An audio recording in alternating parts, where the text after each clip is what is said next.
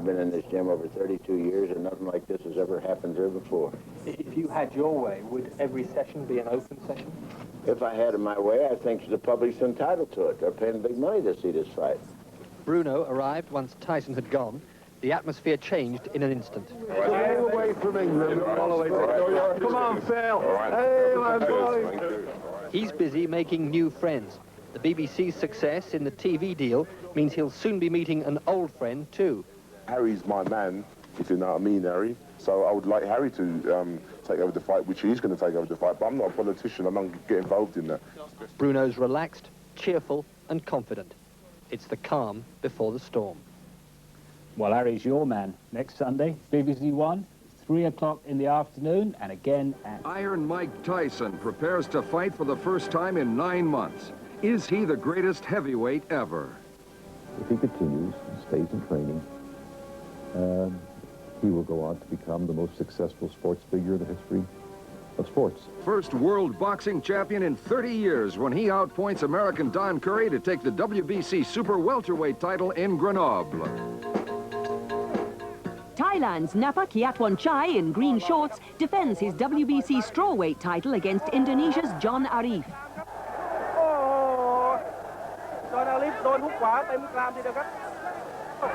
Despite being knocked down twice, Arif manages to finish the contest, but Kitwanchai wins overwhelmingly on points. In Seoul, the WBA junior flyweight champion Yu Myung-woo in white defends against Japan's Katsumi Komiyama. Yu is on top, and the end comes in round 10.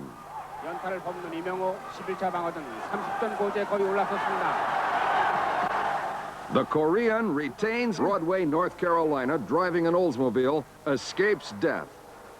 He was taken to hospital with multiple fractures, but is already planning his next assault on Daytona.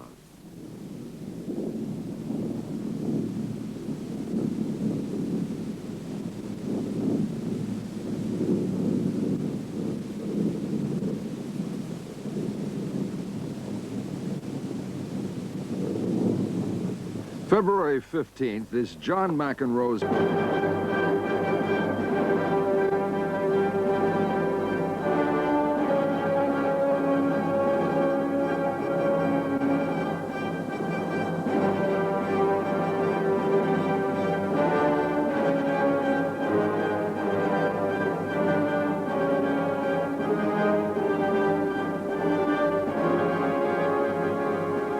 There's nobody on this planet that can beat me.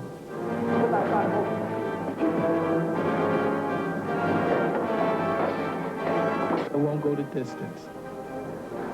Won't go the distance.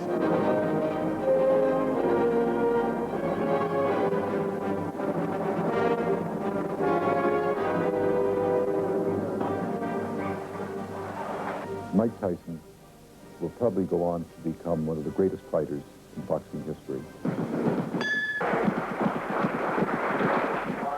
This month in Las Vegas, Frank Bruno will be the latest obstacle in the way of Mike Tyson's charge towards a place in boxing legend. The Englishman has already had one crack at the heavyweight title, losing to Tim Witherspoon back in 1986. The clash with Tyson has been postponed a number of times, and Bruno has had ample time to get himself into peak condition. He's also managed to endear himself to the American public with his amiable manner and a constant stream of jokes. You matured? I think so. I've matured. I hope so. I've got some hairs on my chest, so that's helped it a little bit. But in Las Vegas, Bruno could be on the receiving end of a far more deadly punchline. Legendary trainer Cus D'Amato always believed Tyson was destined for greatness. Estranged manager and longtime friend Bill Caton remembers a fateful visit to D'Amato's Catskill Gymnasium. Cus took us to the gym and pointed to the young boy who was hitting the heavy bag very ferociously and said, "That's Mike Tyson." And we said, "Yes, we heard that he was here." And he said, "Yes, not only is he here, but he will undoubtedly go on to become the youngest heavyweight champion in history." The young Tyson made good the promise of the late Cus D'Amato and is confident of keeping his title in this, his 8th defense. I feel good enough to beat Frank Bruno. He was good enough in his last fight 9 months ago. He destroyed Michael Spinks in round 1, then delivered another knockout blow. I wasn't really appreciative of what you guys, quote, the reporters, did to me. Building up to this fight, you tried to embarrass me, you tried to embarrass my family, you tried to disgrace us, and as far as I know, this might be my last fight. Mike was happy to shake hands with Spinks after the fight, but he was less forgiving with the press. I'm not saying all of you, because a lot of reporters are my friends, but a lot of you are assholes. And he told me that this was going to happen. And somebody like me, because all my life has been chaos, so it really doesn't bother me. But once I become vulnerable because you attack somebody I love, like my wife and my mother-in-law, and that's the only way you could get to me, because basically I'm a don't-care person. After his marriage to actress Robin Givens, the couple were hounded by the press. Speculation surrounded their every move and eventually contributed to the breakup of the marriage. It was a sad ending, as Bill Caton explains. Robin Givens is a very beautiful, very talented actress. And I could understand Mike's being so much in love with her, which I believe he may still be. But the marriage seems to be over at this time. And I think that Mike will go on to finding other relationships which he will find perhaps more acceptable and more happy for him than that. But that was not the end of Tyson's troubles. In a street brawl with boxer Mitch Green, Tyson broke his hand. Green also picked up a souvenir of the encounter.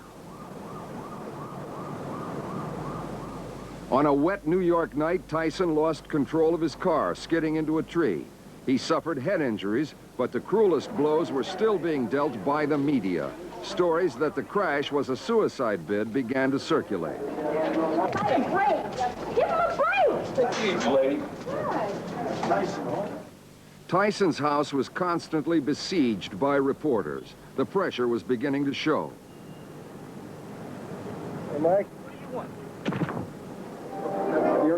This turbulent period in Tyson's career coincided with the champ's move away from Bill Caton and over to Don King. But Bill is still hopeful that the champ will return to the Customato boxing family. Mike and I are now somewhat estranged, in fact quite estranged, but it is my hope that Mike will come back, as he did in the past when he decided to leave his wife after a rather heavy weekend and severe arguments. He came to my office and said he was back with me, but then he got onto the wing of Don King and is now with Don King. It is my hope that we will be able to reconcile our differences and get to working together again as we did in the past. Tyson may have had some bad moments with the press, but generally he seems to enjoy his life as the champ.